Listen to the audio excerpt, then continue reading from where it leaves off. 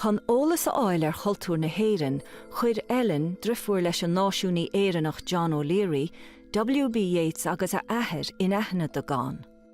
Is I London ag dearra eanair 1899 a bhfuil W.B. Yeats agus Maud Gonne lena chéile don chéad uair. Bhfuil galar an grá W.B. Yeats an nóméad a tháinig sé í.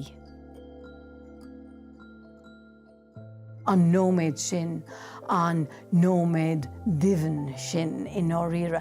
Ach, de gnáí bhín is agin gur nóméad mar sin atá an, agus ní bhín éon tróir agin ré go bhfuil stráintear ag teachadaras atá an ar gríthe a bhrise.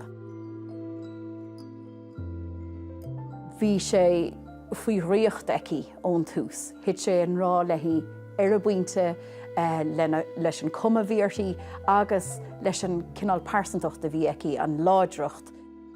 Is léir ná chuir sé mór an meas an, ach bhí sé sin séide lena chuid áiliúlachta.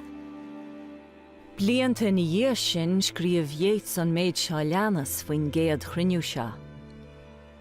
I had never thought to see in a living woman so great beauty. It belonged to famous pictures, to poetry, to some legendary past.